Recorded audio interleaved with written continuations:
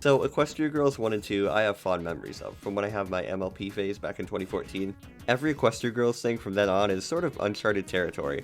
I've heard mixed things about Friendship Games, some say it's good, but others say it's boring and a waste of time compared to Rainbow Rocks. Well, honestly, I think Friendship Games is about on par with Rainbow Rocks in terms of enjoyment.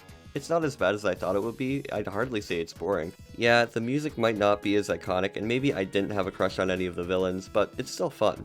Let's take a look at it and I'll tell you why.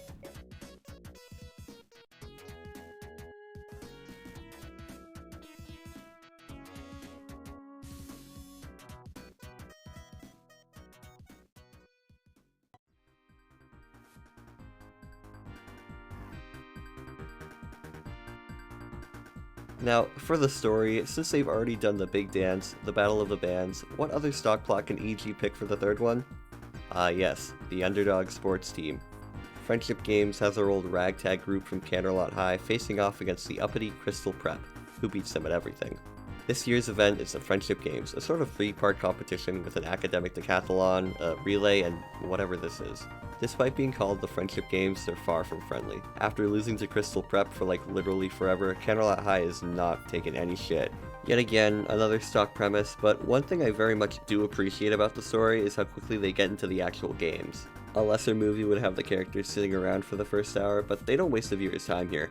The games happen at a good point in the story once all the character conflicts are set up, around halfway through. In order to not give Canterlot an unfair advantage, Luna literally just tells Sunset, hey, you know that magic thing? Yeah, keep that shit under wraps, bro.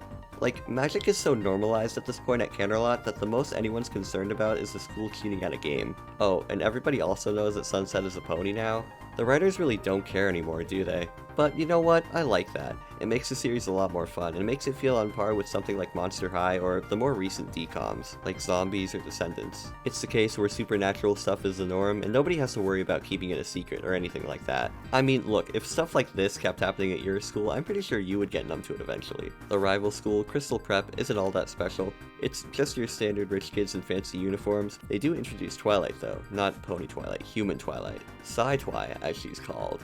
Her whole deal is that she wants to know more about the magic that's been coming from Canterlot High, and accidentally ends up absorbing most of the main sixes in this weird little clamshell thing. The conflict in this movie, even if it is pretty cliche, sort of feels more grand than Rainbow Rocks. The last one was about using magic, but a big part of this movie is people trying to understand and get a better grasp on it. So, world building, kinda fresh, kinda fresh.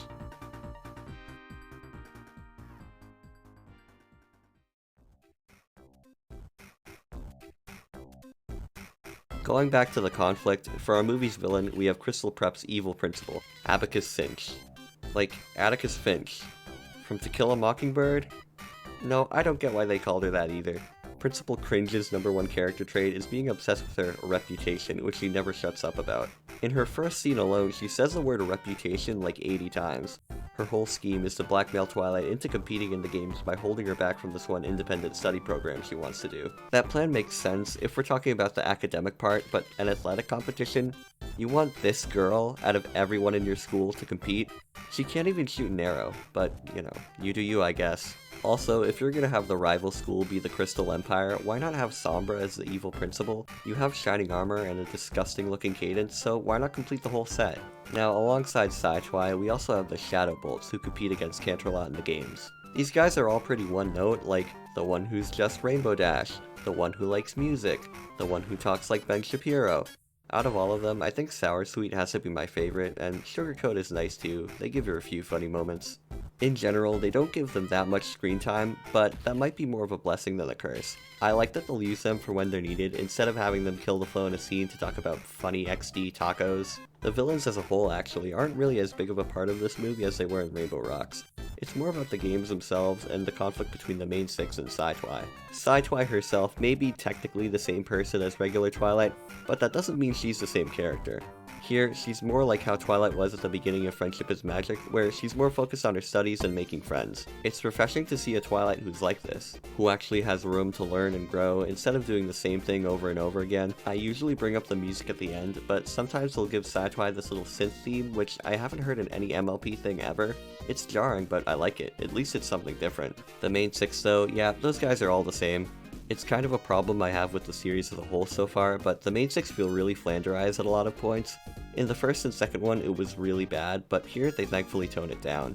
Yeah, there are a few scenes where they pony up that feel out of place, like Rarity's bit with all the uniforms, but at least they have a good reason for that. Also, Pinkie Pie is still kind of annoying, but then again, they toned it down a lot more in this one. It actually feels believable this time when she does something lol random. Unlike in Rainbow Rocks, where it was integral to the story that Celestia and Luna stay out of this thing, the story actually calls for them being there since they need to watch over the games, which is nice so that the conflict doesn't really feel forced, where in the last one they just didn't know what to do with them. Spike is also here. Instead of being a dragon, he's just now a regular dog that got zapped with magic. Dragon Spike is fine, but I just think Dog Spike is neat. Sunset Shimmer's arc finally feels complete in this one. I won't name any names, but compared to some other characters from MLP, Sunset's redemption is way more fleshed out and believable. The main six we're giving her is one part of it, yeah, but in the last two movies, Sunset has actively worked to show she's a better person, even standing up for new friends on multiple occasions. Compare that to you-know-who, who's just like, I'm a good guy now, and the main six are like, oh okay, like nothing ever happened. Sunset really earns the title of hero after turning Side-Twi to the good side. This time, Twilight is the bad guy, and Sunset has to use the magic of friendship to help her. You know, it's like poetry, they rhyme. Also, I like how it's the good guy doing the you're not so different you and I thing. It's really refreshing and kind of a nice subversion. Overall, I like how they turned Sunset from a really lame villain to a really likable protagonist in the span of like 3 movies. In my opinion, it's probably the best redemption arc in all of MLP.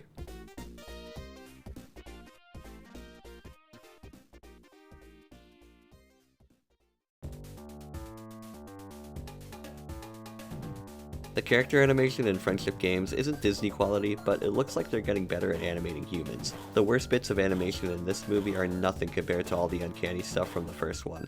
The look of Crystal Prep 2 is really interesting, with it literally having crystals on the outside. Not only is that cool, I think the visuals are overall more creative in Friendship Games. Like Rainbow Rocks, the climax is where the movie shines. The second part of the games and the ending in front of the school are a lot of fun. All the portals popping in and out with this big plant thing during the motocross race, that's super creative. And wow, they really had a field day with the ending. Twilight getting sucked into that big evil magic ball, all the portals appearing in front of the school, the ground breaking, the transformations. I don't like the stupid Harry Potter fight they do, that was kinda lame. But still, they went all out, and the effects they use for the magic sequences, those are pretty sweet. They don't just reuse the style from the show, they go for something completely different, and it works in the movie's favor.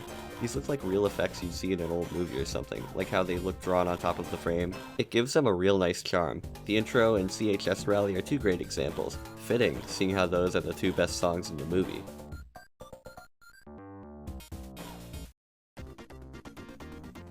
Speaking of the music, I appreciate how they tried to go for a different style for this movie's soundtrack.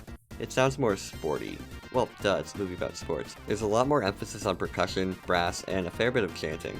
They definitely feel more unique than some of the weaker ones from Rainbow Rocks, even if there aren't that many. They managed to use the songs to move the story along a lot more, like Akadeka or Unleash the Magic. My favorite though has to be the title theme. It does a great job setting up the whole vibe of the movie and is pretty catchy. CHS Rally is nice too, the different style they use shines in that one particular.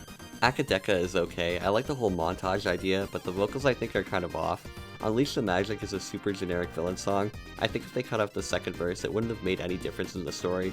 It goes on for way too long and feels like they're reiterating the same point. Twilight's song has to be the worst.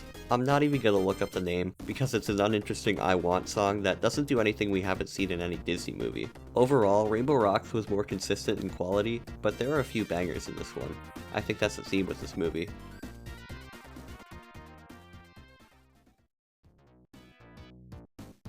Rainbow Rocks was a lot of fun, but I feel like Friendship Games is honestly kind of better. In certain areas. They had a fun premise, some great songs, a nice wrap up to Sunset's redemption arc, and some creative visuals. The villains sucked and will never hold the same place in my heart that the Dazzlings do, but that's not important. What is important is setting up for more adventures, and merchandise. We have our main 7 all ready to go, including Spike, so the franchise is set for any future movies. No Equestrian Twilight required. But what will they do for the next one? They've done the big dance, the battle of the bands, the rival school. Oh, I know. Sleepaway Camp.